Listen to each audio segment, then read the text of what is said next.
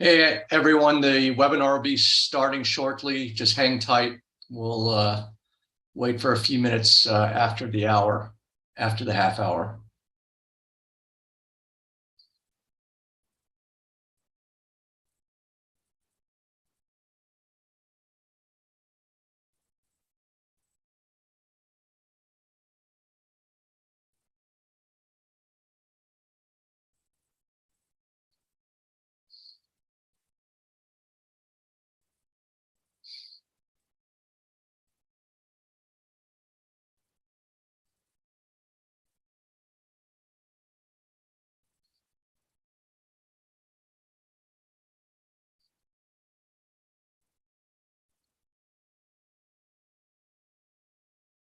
Hey everyone, welcome to the webinar. I'll be getting started in just a moment.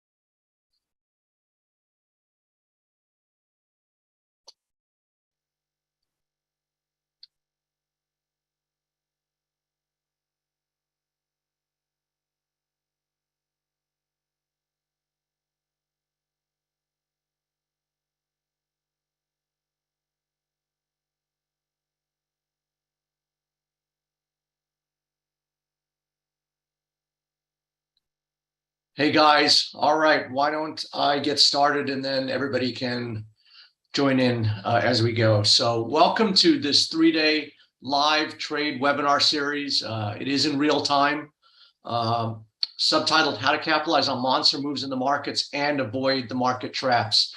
My name is Mark Shawson, the pattern trader. I want to welcome all of you. There's some familiar faces and some new faces. And for those of you who are new, let me just quickly introduce myself.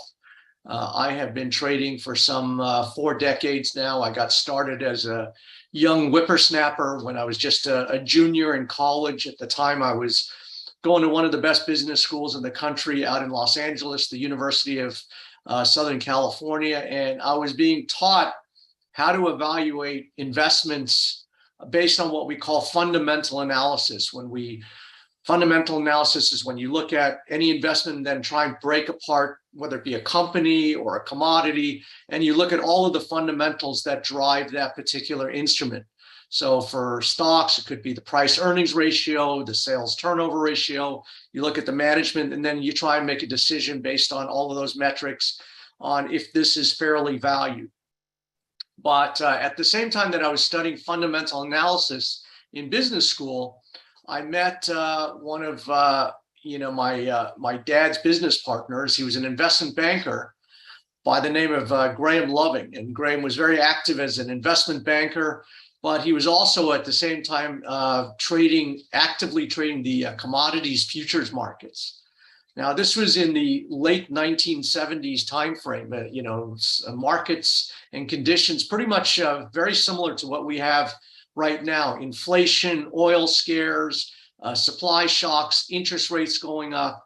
And at the time, Graham was actively trading exotic markets like cocoa and orange juice and T-bill futures and soybeans and wheat and pork belly and live hogs. And literally, he was trading about 18 markets at the same time. And these were very exotic markets. And I wondered how the heck could he analyze one market, never mind 18. And he was doing it exclusively based on just the analysis of the price movements in those markets. What we now understand is what's called technical analysis, which is exclusively just looking at price to inform us to make investment decisions. And that's what I do. And so for the next couple of days, I'll be walking you through my trading methodology, how I size up trading opportunities only on the basis of price information. Now, it's an interesting time that we're all getting together because this week is literally the Super Bowl for the US stock market. We have literally about 800 companies that are going to report earnings this week. Apple, Meta, Google, and about 797 other companies are going to announce report earnings. So the market is really going to get to visibility to see what's going on under the hood. We're also on Wednesday going to get a reading on interest rates. The US Federal Reserve is widely anticipated to be raising interest rates 75 basis points. Some speculate that will go full point. And then on Thursday, we're going to get GDP data to see if we're officially in a recession. Frankly, I don't think we need any official government reading to tell us something that I think we already feel. So whether we, are in a recession or not is just going to be a rounding error. So we're going to get all of that fundamental information. And, you can drive yourself crazy trying to figure out the implications of the Fed, the implications of, interest rates on inflation, what the war in, Ukraine's going to do. And so I just look at price information. People always say, do you trade the news?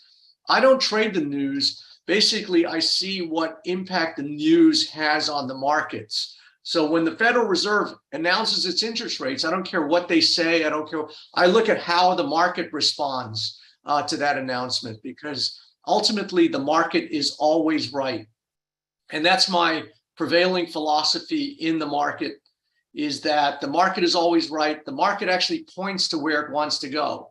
So this has been one of the most confusing, confounding market environments I can remember in a long time. You've got so many themes and sub-themes. You've got inflation at 40-year highs. You've got interest rates that are soaring. You've got oil shocks.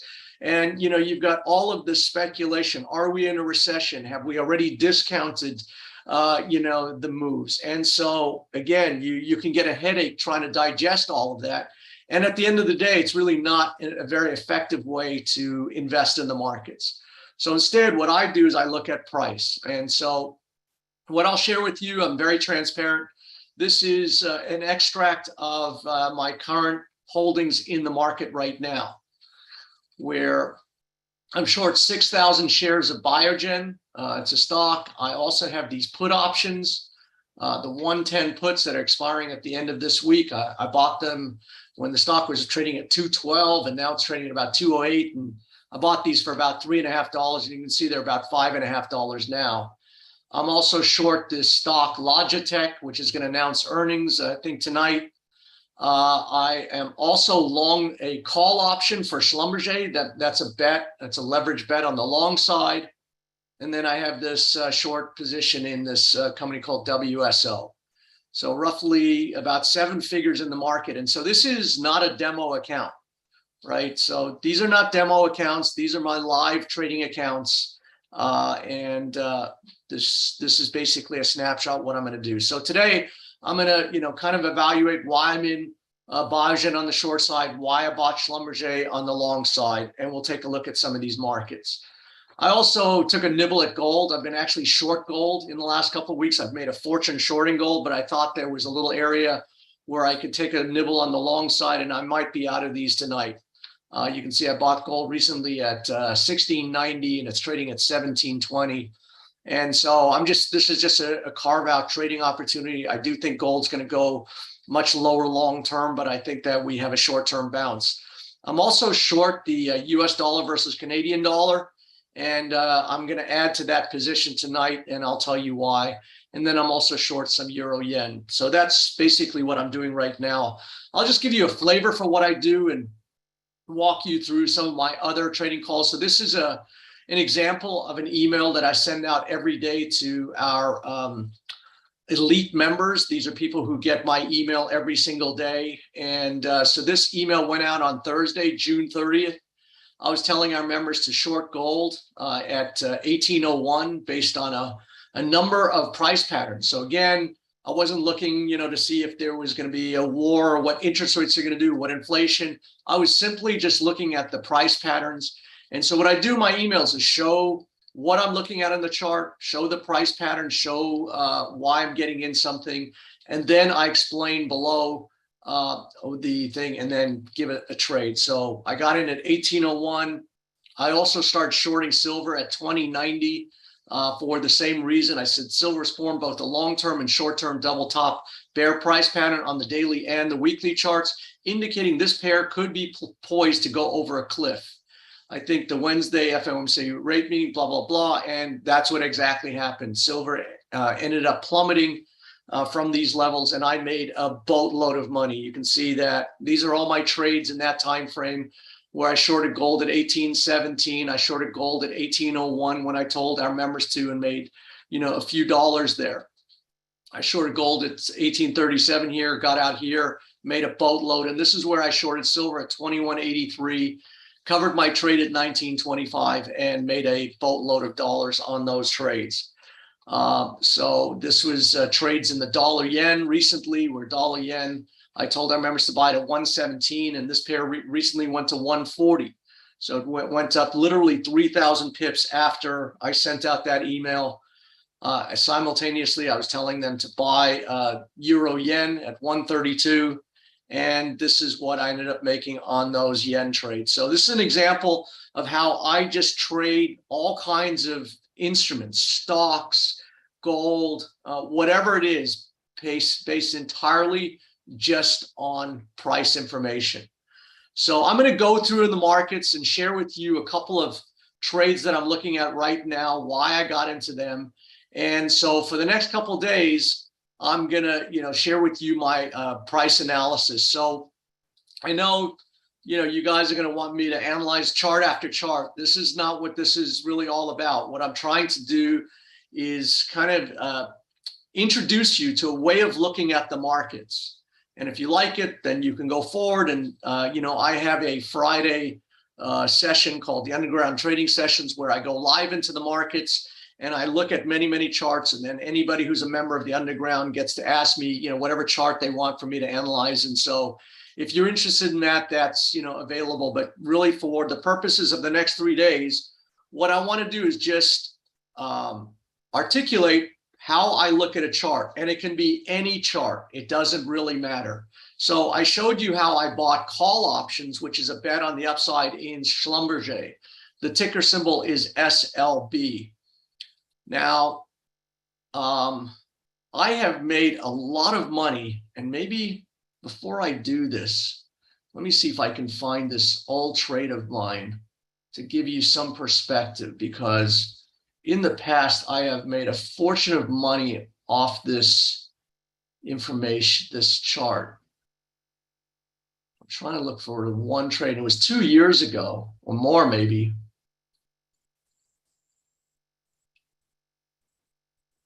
But I think right here. Okay, so what I want you to kind of see is on this chart in Facebook, and this was years ago in a completely different instrument. And so I think you'll be able to see that understanding these historical perspectives, understanding how to read these patterns, can make you a lot of dough in the market. So this was a pattern that I saw way back in, I think, 2018 in Facebook, when the stock was trading at $195. And at that time, it plummeted from this reverse triangle price pattern. You can see the sloping downtrend line and then this common horizontal line. And you can see it peaked out, dropped out of the sky, then formed another bottom pattern down here, and then went on to make a new high. Now, I understood how this was going to work right down here at this double bottom. And I think we're looking at a very similar pattern setting up in Schlumberger. We have this reverse triangle. You've dropped out. You're making a basing pattern. And I think you're going to go a lot higher. So when I observed Facebook dropping from 195 to 150, I kind of understood that this was going to go and make a new high. And I started betting on the stock. So you can see when it made this double bottom, and I'll explain, all of this kind of nomenclature and patterns and what have you in a moment. But you can see that Facebook hit this area twice at the $150 area. And based on this price reversal here, I bought the stock. And then when the stock went from 150 up to 168, I got out of the stock and I made 6 figures on this. And then it rolled around and then consolidated this low. And when it did, when it was trading at 160, I started buying way out of the money call options. Now, a call option is a leverage bet on something going higher. So you can see I bought the 180, the 182.5, and the $185 call options when the stock was only trading at 160. So now options have an expiration. If you don't get to that price before it expires, you will lose all of your money. So this was a huge bet when the stock was 160, and I was buying these 185 call options. And I remember I was buying these things for about 30 cents, and they eventually went to $4.50 based on this move. But, I kind of anticipated how it was going to go way back here. And so here are all of my trades where I had all of these call options. This is how much I made, hundreds of thousands of dollars and, much more on the stock. So now I think we're at a similar juncture in Schlumberger. I always kind of get, to these points where it's like, can history really repeat? Are they really going to give it to me a second time? But here's the thing. This is what I'm looking at. Here's your reverse price pattern, just like we saw on Facebook. Then it drops out of the sky and forms this kind of triple bottom, inverted head and shoulders, whatever you want to call it. So you can see this is like an upside down. So what I do is I look at patterns, and a typical pattern is called a head and shoulders pattern. So this is a pattern that indicates that a market is going to go lower, right? But what we're looking at here is just actually an upside down version of this. So this is what we call an inverted or an upside down head and shoulders. Now, to me, this is a bottoming pattern. This indicates that the market's bottomed and is going to go higher. And so this is just like Facebook, where you dropped out of the sky from 195 to 150, and then the market went and made new highs. And so based on, history repeating, based on what I'm looking at on this chart pattern, I started buying the stock and the call options in Schlumberger. Now, I wanted to give myself a few weeks for this to work out, so I bought the $40 call options that expire I think it's August 19th. So basically, I bought call options right up here. So I'm betting that the market needs to go here within the next 3 weeks. And if it doesn't, I'm going to lose all of my money. And I took a pretty big bet on that. I also bought the shares. And so I think collectively, forget about the options. I think this is a very safe bet to buy the stock. So in addition to forming this pattern, now we have what I call an inside bar coil. You can see that today's range from high to low literally sits within the range of yesterday. And so to me, the way I look at these inside bars is I look at them as coils that are going to explode in the direction as indicated by the pattern. So you can see that we've got this coil here. And I think that, it's just going to store energy to explode higher based on a number of things, this bottoming pattern. And you can see that we broke under this neckline. And now when, if we come back under here, it's really going to trap all of these people who shorted underneath this thing. And it's going to form what's called a bear trap, where all of a sudden the market goes one way, everybody bets there. And then if it goes another way, everybody's trapped down there. So Schlumberger, ticker symbol SLB, to me is lining up with a lot of parameters that suggest that this thing is going to go higher. So independent of whatever the market's going to do, independent of what the Fed's going to say, independent of what the GDP is going to say, Schlumberger is giving me a number of different buy signals. And, you can create really cool risk reward scenarios where you could buy it here and literally put your risk under here. So you're really risking $1.50 to maybe make 8 or 10 or 12, or if this thing goes to new highs, a lot more. So to me, trading is all about risk reward. I look for areas on these charts where I can understand risk and reward. And so, if this thing starts getting away, it becomes a lot harder to isolate that risk reward relationship. If you get in here, it becomes pretty arbitrary. Where's your risk? Here, here, here. But there are certain times where, you get a coiling of price, and I try and get the horse right as it's coming out of the barn. So meaning that I try and see a pattern very early that is going to release in the. So to me, patterns equal trajectory. Whenever you see a pattern, you then can surmise what the trajectory is going to be. So actually, if we look up here, you have a double top. You see that literally we went to one peak, we retested that, and we had another peak. So you have what's called a double top price formation. What I did at the beginning of this webinar, I don't know if you saw it, is that I put a strategy PDF in the chat box. And this will show you all of my, the charts and the way I look at it. And, later in the week, I'll give you access to my book, which then goes through the charts and how I use these patterns to trade to my advantage. So this is literally a double top, or what we call an M top, because it looks just like the letter M. If you stand back and look at this, you have one peak, you back off, you hit another peak, you back off. And when you go through the neckline, you effectively confirm that this market has topped. So you can see that, if you shorted this, which is a bet on the downside at 46, this went all the way to 30 in one straight beeline. And so this is what I try and do, is isolate patterns on the chart that then indicate what the trajectory is going to be. I'm not looking for Jay Powell to give me an explanation, or I'm not looking at, really, obtuse monetary theory to bet on trades. I just look at a picture. Now, also what you'll notice about this picture is it's what we call a clean or a naked chart, because there are no volume indicators here. There is no moving average. There is no MACD. There is no Bollinger Band. There's just what we call a clean or a naked chart, because it has no indicators. All I look at is price and time. And I'm just looking at pictures and chart patterns that indicate a trajectory. And then I try and get in when the momentum is in my favor, and a place where I can identify the risk.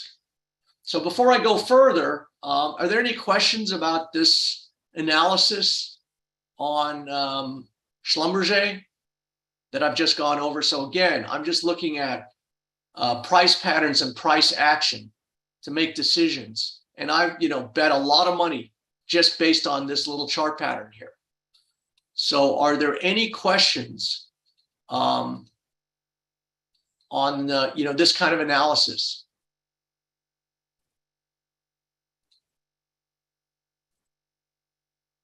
No questions? Everybody's cool? Don't be intimidated. Sometimes people are afraid of asking a question because they don't want to don't want to seem foolish or what have you. But there are no foolish questions. Believe me, everybody has the same question that you do. All right, we're good. You guys are all veteran traders, and we can move on now. So that's what I'm looking at Schlumberger, over the course of the next few weeks or what have you. And then I'll start making risk reward decisions based as this goes. So people always say, well, what's your stop loss? What's your take profit? So basically, I usually put my take profit at an arbitrary level far, far away, so that, what I want to do is I want to see how something responds, once I get in a trade. So if I get in here at 36 and put my stop loss underneath here at 35, then I want to see, how does the market respond? Does the market just start failing here and maybe I'm wrong? Or if it starts going, then, I will start moving my stop loss and take profit as it goes. So it's a very dynamic process. If the market's going to keep going higher, why would I let it, stop me from making more money? I'll move my stop loss here. And if it goes higher, I might keep moving it. So to me, the market puts me in and the market takes me out. So I look for patterns that tell me where to get in a market. Then once I'm in it, then I look for a combination of price action and price patterns to tell me where to get out. So no questions thus far. Okay. All right. So I will then kind of share with you, another what I think is a pretty high value trade that I start getting into on Friday. So sometimes, trading is all about risk and reward. And I'm always looking for a very small risk for a much bigger upside target, right? So this is a little bit different than what most people are doing, certainly in the FX market, where people are trading in and out 4 or 5 times a day, trying to snatch very small gains. What I'm trying to do is take a piece out of the middle. I'm just looking at the market and I'm trying to take a piece out of the middle, out of big moves in the market. And so I'm, happy to sit in a trade for days, weeks, sometimes months, if it looks like it's going to work for me. And this is a whole different understanding and a whole different methodology. But it's really, the idea is to make money over time consistently. And if you're day trading based on short time frames, it's very unlikely you're going to be successful over time. And that's not my opinion. If you look at the statistics in the FX business, certainly 90% of people are losing their money in the first 3 months of them opening their account. And I think it's even probably higher than 90%. So there's a certain reason for it. And I think one of the big reasons is that people are trading too short-term time frame. So what I try and do is look at the markets, and you can see that this is a monthly chart. Most people are looking at 15-minute charts or hourly charts, and you can see about this much, of the market. And so to my mind, if you don't understand the cards you're holding, you're really not going to be successful over the long run, and you certainly can't take out the bigger moves. If you're only seeing this part of the market, then it just looks like a very random affair and you're just trading in and out, for, short-term moves. But what I'm looking for is these broad moves in the market. And in order to do that, you have to see the history of it and understand that. So this is a chart of Biogen. The ticker symbol is BIIB, like boy. And what you'll notice here is this is what we call dead money, right? Where you can see that this has been trading since 2013, just banging above this line at 220. And so this has formed what we call a number of what I call distribution patterns. Distribution is that over time, people have been getting out. Everyone has been, every time this thing gets up here, people are selling. And this has been a pivotal line that has been containing the selling. But the more this goes on, and we've had 9 years now, where now the selling can't contain itself. And you can see now we're trading below this 220 line. And I speculate that we've had 9 years of history now. And this is what silver was like. So I just showed you how I made over $250,000 in silver on the same pattern as this, right? So we can look at history in Biogen and history in silver, 2 completely different things, and we can draw the same conclusions. And actually what I'll do in a moment is I'll overlay silver on top of this and show you how similar it was when I made that decision to short silver. So you can see there's also these 2 little bars right here. Now remember, these are monthly bars. These bars take 1 month to form.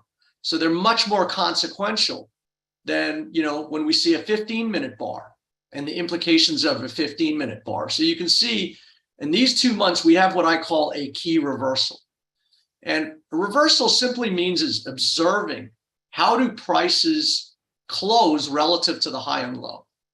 And that tells me an awful lot. So you'll notice that most people use candlesticks. I use a bar chart, and this is not a great example of a bar chart because a lot of these things don't close. So I look at how something closes relative to the high and low. And you can see in this monthly period, right at the 220 area, it made a new high. And by the end of the month, it closed on the low. Now, this month is not over, but it looks like we're going to do the same thing, where we went to a new high around 220.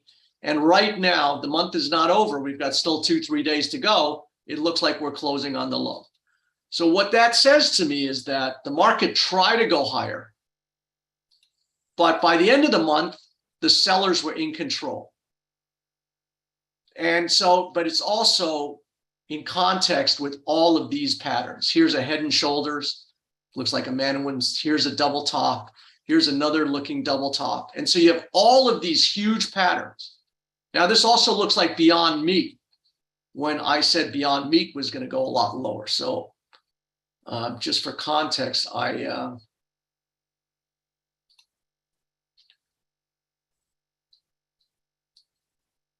this looks an awful lot this chart. So this chart was all the way back in August of 2021, exactly a year ago.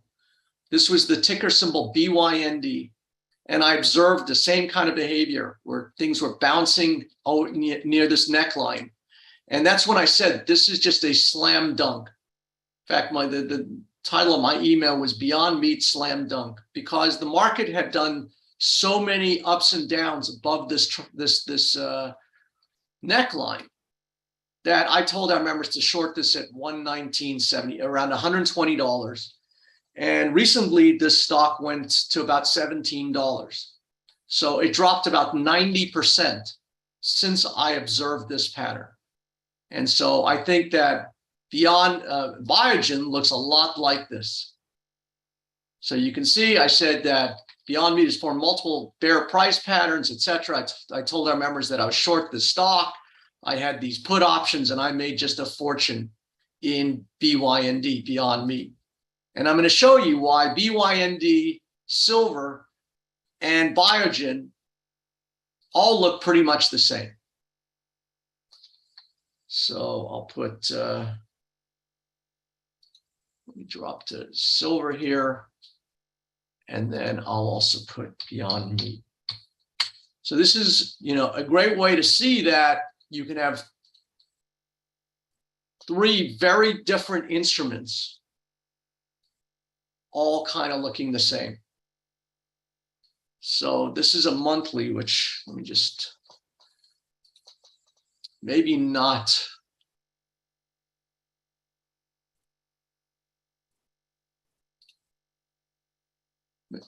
Maybe it won't be that clear. Let me just take one at a time. Let me just get rid of this. Try and make it a little bit clearer. So now recently I showed you how I shorted silver. Now this is again a monthly chart.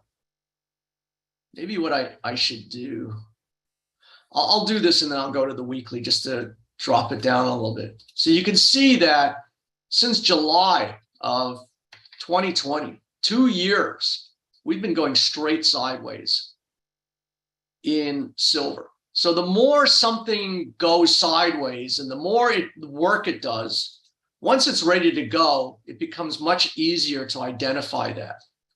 So to me, this was a no-brainer. When this started to fall under this neckline for the 17th time over 2 years, this is where I started shorting silver. And I made a boatload just in that small move lower. But what I'm really trying to show you here is that this is such a mature chart where it took so many, so you have the double top and the head and shoulder, and you had all this work on this common neckline at this $21. So you kept on bouncing off this thing.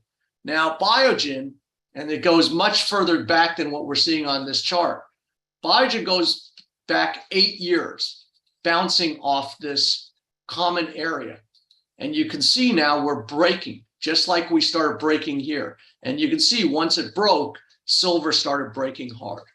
So I think that this is a no-brainer. I think there is very little risk if you go short right here. Now, shorting in stocks is a little bit different than shorting in FX or what have you. It's a mechanical thing. Your broker will do it for you. But to go short stocks is a little bit different mechanically. But again, your broker does all of that behind the scenes for you. But all it means when you go short a stock is you can bet on a decline. So most people in the stock market are what we call buy and hold investors. Most people only know how to buy, and they're always looking for, a big, price break as an opportunity to buy. I look at markets that go down as an opportunity to take advantage of those crashing markets. And to my mind, there's more money to be made shorting stocks than actually. I always say that stocks take a staircase up and an elevator down. And, on that note, I'll just share with you kind of an example of that where, especially in this environment where people have been holding stocks for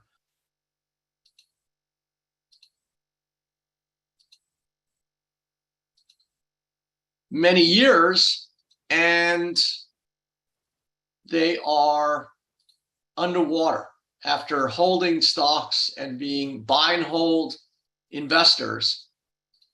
So this is what a great example. This is a stock called DocuSign. And again, it's a great example of how if you just understand how to read just a few simple patterns in the market, you can make a lot of money. But you can see right here, DocuSign took years and years to take, the staircase up, and it took one literally 5-minute bar to take away all of this 18 months worth of work. So this is the heartbreak where you're reading your newspaper every day, you're looking at your Wall Street Journal, you're having your orange juice, you're watching your portfolio go ever higher, you're buying a new car based on that, and literally this happened in the space of 5 minutes. This stock dropped $100 in 5 minutes. Now, I was short this stock. Why? Because this thing was already flashing a warning sign to get out. Now, I believe the stock market is flashing that same kind of warning sign right now. If you look at the S&P and you look at the Dow, they are flashing this warning sign, and I think this is what is yet to come in the US stock market. I think we're going to plunge a lot lower. So this is just an example of, buying and hold. You've been told that if you just kind of stick to something, let the market work for you, it will eventually pay off. And this is the heartbreak. And this is this is another example. And this is an institutional stock. So DocuSign was a growth stock, but Disney is a long-held institutional stock. Widows and orphans, institutional funds have been holding this stock since 2014. It's at the same price it was in 2014. So this thing has done a 8-year round trip. And this is the canard of buy and hold investing. So you hear about Warren Buffett and all of those stories, but by and large, you really have to understand what you're doing in this business. If you don't, this is what can happen to you very quickly. In a few months, this literally erased 8 years worth of work.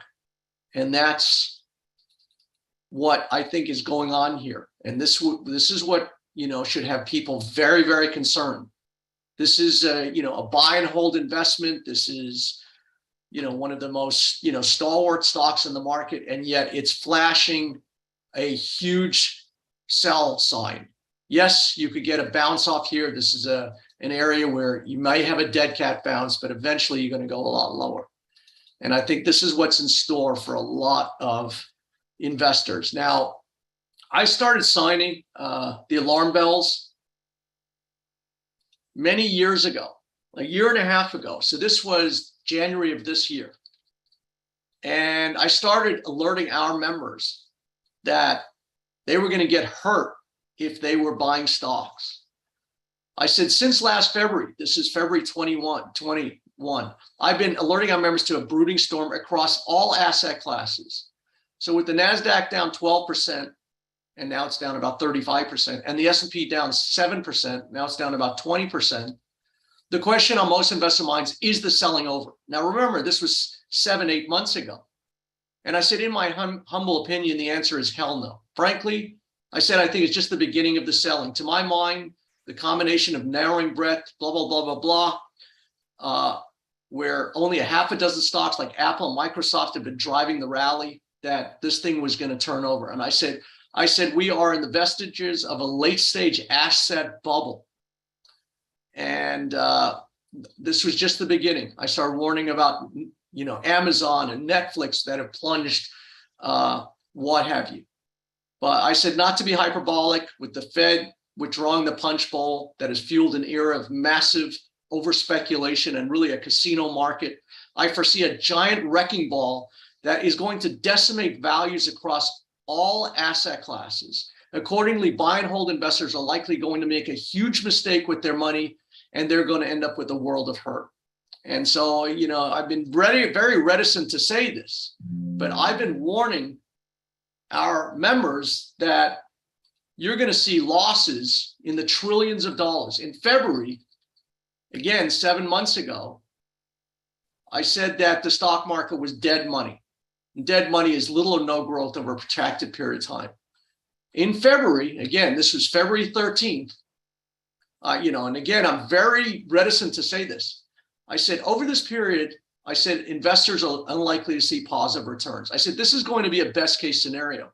While I hesitate to be an alarmist, in this case, I'm clanging very loudly the alarm bells. For many years, investors have been rewarded by maintaining a buy the dips mentality as stocks and indexes have hypnotically climbed ever higher. This has bred a dangerous complacency. Now things have flipped.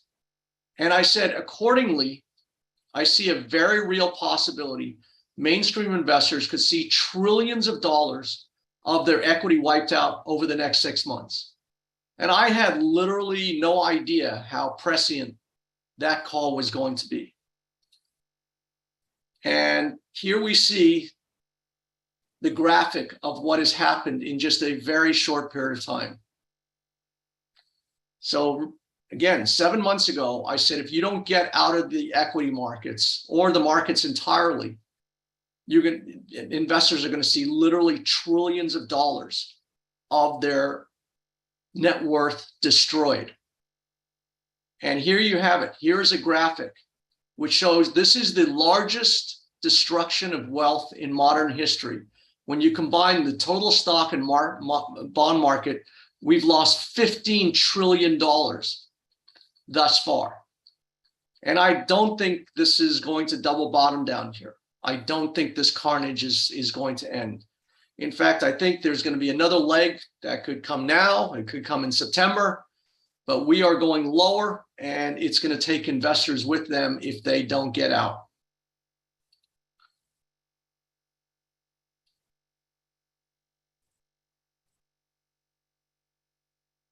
So Quentin, I don't know what chart you're alluding to. Sometimes I don't see your question. So if you ask a question, please include the chart that you're alluding to. Lucky says, how do you know the best place to put your stop loss without making it too big, and how to deal with stop hunts so Lucky, that is, a good question. And it's not an easy question to answer because every trade is going to be different. Where you get in, where you add, where so to me, what I try and do is I look for a setup, and then I look for a price action and price bars where I can understand where to get in and where to put my stop loss. So, with Schlumberger, just in the previous example, what I do is I look for a pattern, and then I look for price action where I can then join the trade. So once I kind of understand, and I actually started buying it right down here. So when I see this, what I call key reversal, this again is how I look, how does price close relative to the high and low? And you can see that during this day, prices went lower, and by the end of the day, closed on the high of the day. So sometimes I'll just look at these closes within the context of a whole bunch of other information, but I had a prior chart pattern here that was emerging that is a bullish thing. So now let's say you're looking at a trade setup going into tomorrow. So this is what I call an inside day bar, a coil, where literally the range from high to low of today sits within the high and low of Friday, the previous trading day. So the way I would construct a trade is that typically I like the market to confirm what I'm looking at. So I would suggest putting a buy stop above the high of today, and the high of today was 36.25. So you could theoretically, enter a trade like this, where you could buy at, what is the price? $36.35 on a stop, right? A stop order is a pending order that will be triggered if the market hits that. And then literally you can put a stop underneath the low of yesterday, of today, I mean. So the low of today was 35.01. So I would put a stop loss at $35. So this way you have a risk of $1.35. Now there may be a chance that this goes and makes a new high.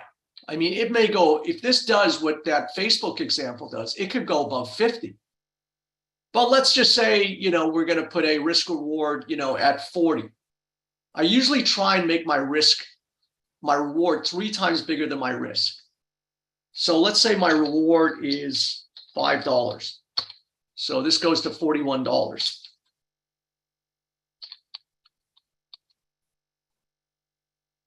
So my risk reward is about 3 or 3.5 to 1.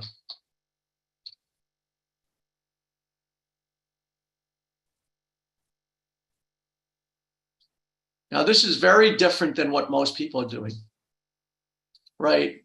So if you set up your trades like this, where you have the discipline, where you're looking at a pattern, where you're looking at price action, so your stop is literally here under this low at $35, and then your take profit is here at $41. So that is your trade right now. And if this thing started gallivanting toward this thing, I would keep moving my take profit. But if you set up your trades like this, this is how you can be a big winner, because your risk reward is 3 times. Your reward is 3 times your risk. You're looking to make $5 to risk $1.30, whatever it is. So it's actually more than 3 to 1. But if you have a 3 to 1 risk reward ratio on your trades, you can actually lose 72% of your trades. So people think, it's a myth. People think I have to be 80, 90% correct on my trades. But if you trade like most people do, you do have to be 80 or 90% correct. Because if you're looking to make 15 pips, let's say in the FX market, you have to risk 15 pips, but then you also have to overcome the broker spread of 2 to 3 pips, right? So that eats out of every one of your trades. But let's assume that this is how you set up your trade. You're looking to snatch, 7 pips here, 15 pips, 25 pips here and there, 5 times a day. So you can see this is only a 1-to-1 risk reward, where basically your outcome is the same as your risk. That's no better than a casino. That if I just put my chip on black or red in a casino, I'm either going to win or lose. And so over time, you're going to lose, because you need to be right 90% of the time or more if you have this risk reward ratio. First off, the more you trade, it's like being in a casino. The more the house odds, the more the broker odds go higher. And so what I try and do is look at bigger setups that translate into bigger moves. I'm not trying to get in and out 4 times a day here. I'm trying to get in at a certain thing. I'm trying to go on a little ride here and try and pick off a trade here. And if I'm wrong, I've got a very small risk. I'm going to literally risk $1 to make 5.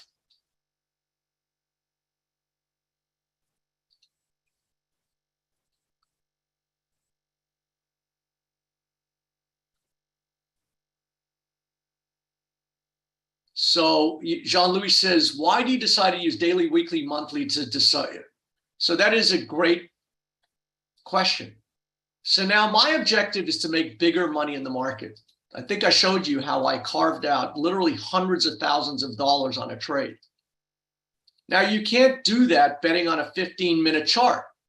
My confidence looking at a 15-minute chart. So just try and find this.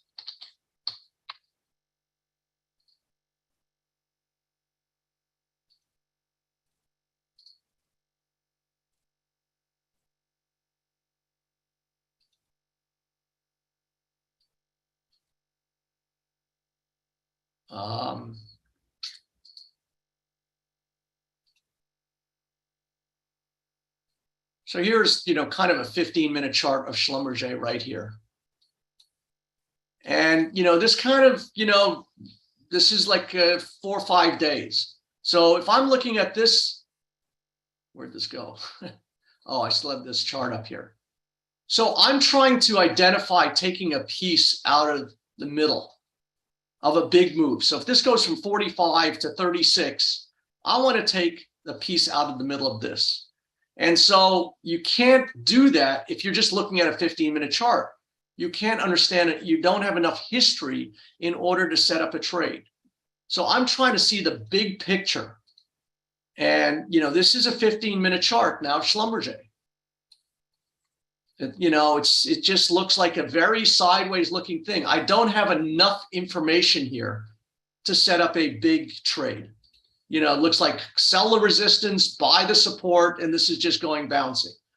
This is not giving me enough information to tell me to bet 50 grand like I just did on an option trade, because I'm seeing a much bigger play here. So I always kind of back out and look at the bigger time frames, daily, weekly. Now I see even more. So sometimes you need to have even this. So this is a weekly thing going back to 2020. So now I have a 2-year picture here. Instead of having a 3-day, 15-minute chart, I can understand a lot of things here. I can see the double bottom on this weekly chart.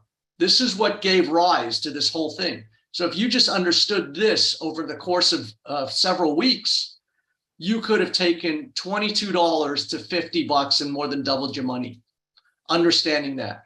But if you looked in the 15-minute chart, you would never understand really what's going on here. It looks arbitrary. So now this is an uptrend. You've had a significant break. And even if this is over, it's probably going to come and retest here before it goes down. So it looks like it's got a significant move to go just to go back up here. So you kind of broke out here. You got this little thing. You're going to retest. You're going to trap these shorts, and it's going to go back up. So it's just it's just the more history. It's just like anything else in life. The more history you understand, the better your trade setup's going to be. And this is why we're in so much danger today. Because, kids today think history began when their life began. There's nothing that came before them. And so if you don't understand, where you came from, you can't understand where you're going. It's the same thing with the markets. If you're just looking at a narrow slice, an arbitrary slice of time, a 15-minute chart, and trying to pick off moves, $2 here and $1 there, good luck doing this consistently over time. You can't do it. And by the time you've made 10 trades, you're mentally exhausted. So when that big trade comes, you can't even see it coming and you're not prepared for it. So my style is a whole different way of trading. It's not for everybody. It's not for everybody. I'm looking to take bigger pieces out of the market, which means trading less frequently, identifying high value setups, and going for a ride. I'm not interested in banging it out with the broker for, a couple of bucks or a couple of cents every 4 minutes. That's just not what I'm in the game for. I'm looking to carve out big pieces out of the market where I take, huge rips. This is a pound New Zealand trade. I take huge rips out of the market all the time. This was a gold trade back in May. Yen trade, gold trade. I mean, so this is what I'm looking for in the markets. I'm not in and out every 4 seconds. I'm looking at the bigger setups that translate to the bigger moves.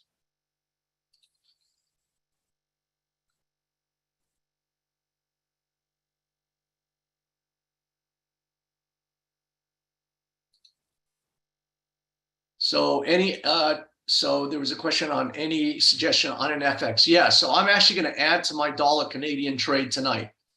I got short dollar Canadian the other day, and it just gave me another sell signal. And I was just going to go to that. So thank you for asking. So this is again, the weekly chart of the dollar Canadian, right? I've got a lot of history here. And this is kind of a difficult chart to understand.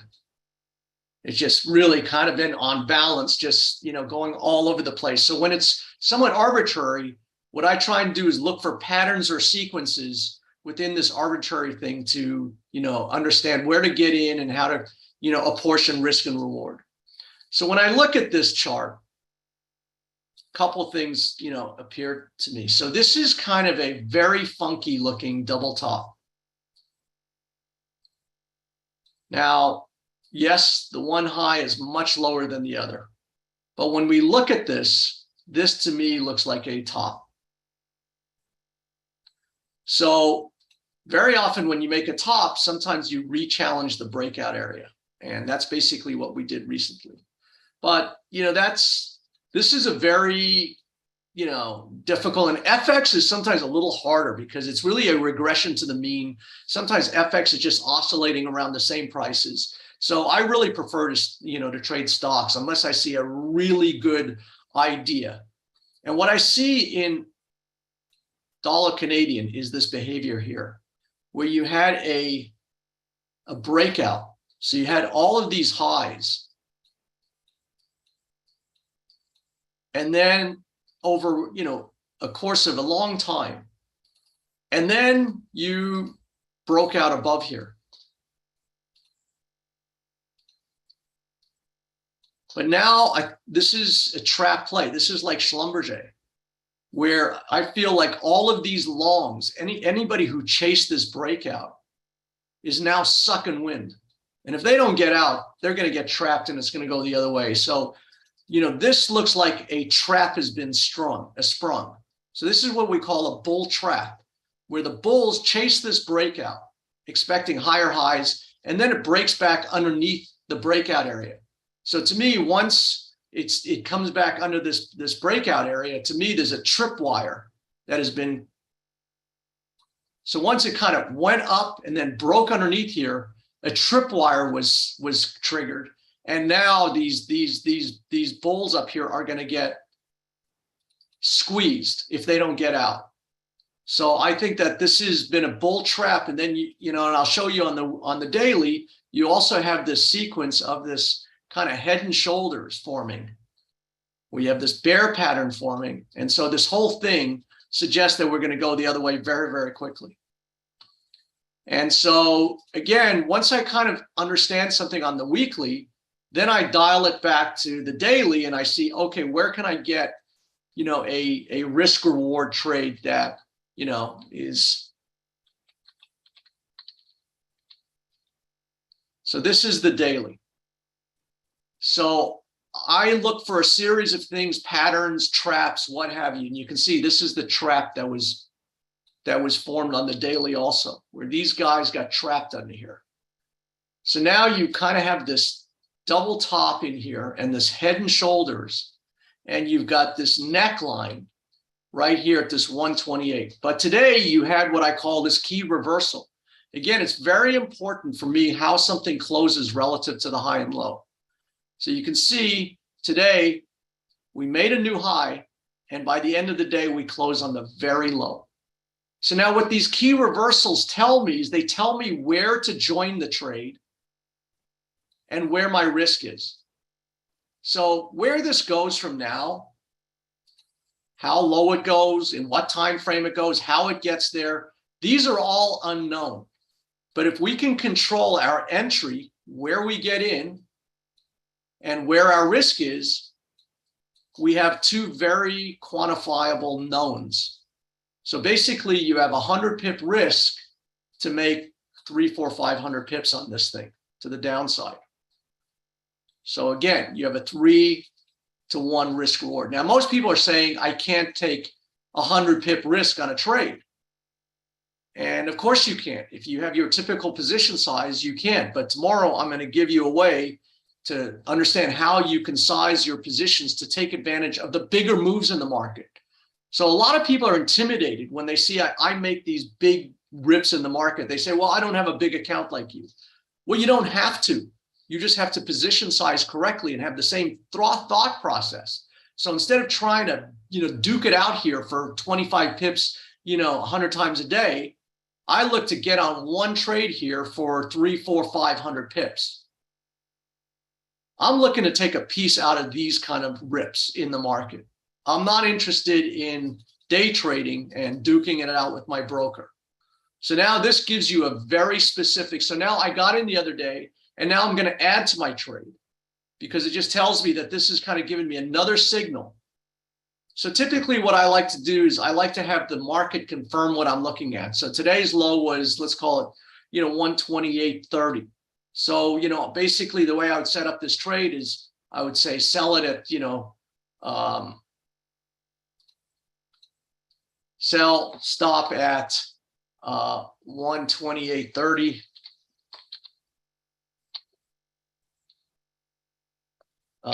Put your stop loss at, over the highs, which look like about 129.55.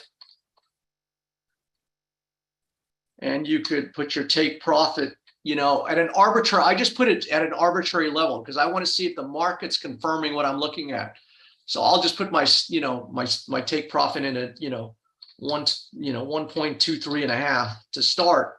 And then if I'm right and the market starts confirming, then I'll just start moving this take profit further and further away and let this thing make me more and more money. So that's exactly how I would play this. I would short the US dollar, Canadian dollar. I put a sell stop at 128.30, put your stop loss at 129.55, and put your take profit at 123.5. Actually, that looks a little low. I thought I said 125.5. So I would put it somewhere, in this area here. But it's pretty arbitrary. Really what I want to see, if I'm right and this thing starts coming out like a bat out of hell, I'm going to start moving my take profit, further away, and I'm not going to interfere with it, making me more and more money. So, where to put the stop loss and take profit, depends on where you're getting in a trade. And what I like to do is catch a trade right as the horse is coming out of the barn, because I can understand risk and reward here. Once this thing starts going and you say, well, didn't you say this is, it's very difficult now to start getting short here. And now where do you put your risk? This thing could have a bounce before it goes, and it could do a lot more things. So the discussion of stop loss and take profits is very much predicated on where this trade is. And I will add to the trade. So as this thing gets going and it shows me another little foothold to get in, I will keep adding to my trades.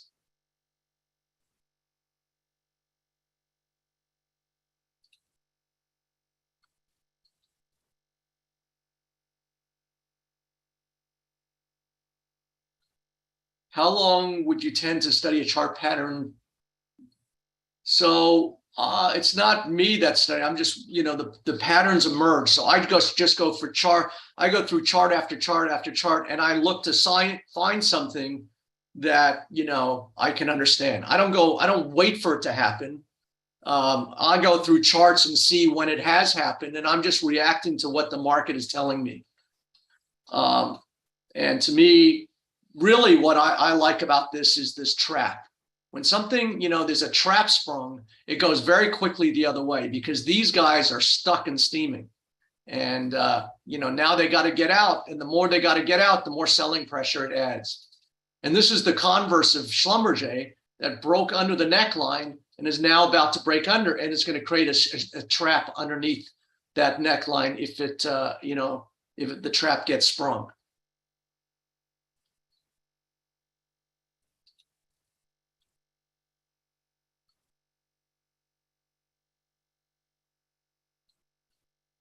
How long? Just when you do your screening of a few hundred stocks, do you default use daily or weekly charts? So I typically use a daily chart. And even though that gives me about 8 months of time frame, if I don't have enough, so, daily chart like this, I can kind of see something going on here. I can kind of understand it. But then, I like to back off and say, okay, now this gives me a bigger global picture. Now I can see a wider view, and now I can hone in. But just to give you an idea of these trap plays, this is exactly what I did or called with Netflix and made a ton of dough here. So you can see Netflix went into a consolidation for many years, broke out, trapped everyone, and then went a mile a minute the other way. So this is a trap play. So sometimes I use jargon, and it doesn't have to be that sophisticated, but so you can see this is, this was what, a year's worth of work where you just go sideways for a year, and then all of a sudden the bulls think, okay, this is just, now we've done a lot of work and we're breaking out and we're going to new high ground. But you can see this was just a trap. And now that when that trap is sprung, you can see how quickly it goes the other way before people realize what's going on. And that's how you get really hurt. So people buy these breakouts, but this was kind of, again, this funky asymmetrical double top that we see in the dollar Canadian too, where the one top is lower than the other. But this is a double, to me, this is an M top. It's a reversal. And you can see it went from 600 down to 150. Amazon was another one, same thing. And I called this play too, where it broke out above the 3,600 level, broke out of a long-term, yearly. Now Amazon is split, but you'll get the idea that just like Netflix, it did a lot of work here. And then all of a sudden the bulls thought it was a breakout. Then it kind of broke back here, and then it did a double whammy. So here was your double top, but all of these guys who chased this breakout above this 180, at that point it was about 3,400, now got hurt as this thing that you can see once the trap is sprung, how quickly it goes the other way. So I think dollar Canadian is looking like this. I think Schlumberger is looking like this, where there's going to be a trap that's sprung, and it goes the other way very quickly once it gets that. So I'm going to add to my dollar Canadian. So I think this is where I'm going to end it for today. We'll meet tomorrow at 4:30 Eastern time. I'll show you risk management. And so Michael says, I learned so much from these sessions. Sorry. It's going very fast. Very grateful, dollar CAD. What do you think about placing a sell stop just under the neckline with a stop loss just above? So I think you can sell it anywhere here. I would, like to look for a rally into tomorrow, but you can start nibbling at it here. When you see a pretty big bar like today, typically I like to see, some incursion back up into the range. So for me, if this started rallying higher, I would just start selling into it and then using today's high as a risk. So the higher this goes, actually the narrower your risk is, because now my risk is much smaller there than it is down here. But the difficulty is if you try and put a limit here, it may not get there. So what I typically do is put sell stops to catch the momentum. So I put a sell stop underneath here because sometimes if you try and catch it into a rally and it doesn't go that up and it craps out and then it triggers you, then the market just puts you in. So I typically, put a sell stop in, but when something closes this close to the low, I don't want to just, get triggered into an order right there. So, even though I'll send out an email today to send out to sell dollar Canadian, what I prefer is to see the market rally, then you can put your sell stop in. And then if it triggers you, you're likely going to be put into a good trade. But I would, keep selling into this thing and use today's high as my anchor. So sometimes, the market tells us where the risk is. So what this tells me is today, they close higher, they try to run it higher, and they failed. So now this tells me where my risk is. That tells me that the buyers try to get it there and it failed. So now I'm surmising that, they're not going to be able to get it back up there again. It failed pretty dramatically. So now I understand where my risk is. I understand where my entry is. So I got these two pieces. And now, how this thing goes, when it goes, how much it goes, those are the unknown. But if I can control these two, if I can just understand my risk, that's half the battle. So to me, trading is all about understanding the risk. So Richard asks, how can someone subscribe to the Elite? After these sessions, you'll get, I'm sure an email from our team. I'm not going to try and sell you anything on these things. So you don't have to worry about that. This is not a sales spiel. I'm just giving out information. I'm showing you how I look at it. And if you want to learn more, then, feel free to contact us. I also do something in the morning called the Boiler Room, where we look at the U.S. stock markets in the pre-market session. And, that is probably the best thing that I do. And we're going to soon offer that as I think, a dedicated program, and we'll let you know about that. Antonio says, thank you, Mark. Great session. Antonio, thank you. Let's see. Quentin says, question about Disney. We can see a double bottom forming. So, yeah, I mean, Disney could have a dead cat bounce in here. It's come off a long way, but these are often traps. And so see, the market will throw you patterns all the time, right? And you'll see double tops and double bottoms all the time. And this is why understanding the long-term charts is very, very necessary. So you can see here was a double bottom here. And, you could have taken this thing, but if you didn't get out, you were in for a world of hurt. So the market shows you, these patterns all the time. But you can see here, this was lower highs. And it's the same thing here. It looks like a double bottom, but this is a continuum of lower highs. If this were a bottom, this should basically, well, it did confirm a bit of a neckline here. So it has formed a short-term thing, but you can see that this is a continuum of lower highs. So to me, a market bottoming should look like this, where you bottom and then you make higher lows and higher highs, right? It should look like that. But instead, what you have here is a continuum of lower highs. So until you get above here and start breaking out and showing me that, this has bottomed, this is just a fake out. This is just, a dead cat bounce. No insult to pet owners. It just means that it's not a bounce that is going to sustain. You're not going to likely see something like this out of here. So, the market forms these bottoms, and sometimes you can take a little bit out of them and then they go back to trend. And I expect Disney will too. So learning how to kind of sort out which are the real ones from which are what I call the governing ones took me a long time. And that's what I try and do with the pattern trader. I try and educate people on the real deal, the real moves, and how to carve big slices out of the market. So we'll go into this more tomorrow. And thank you for, registering. And, we'll pick it up tomorrow at 4:30 Eastern Standard Time. Isaac, you are welcome. Nilesh, thank you. We'll see you tomorrow. Thanks, Dwight.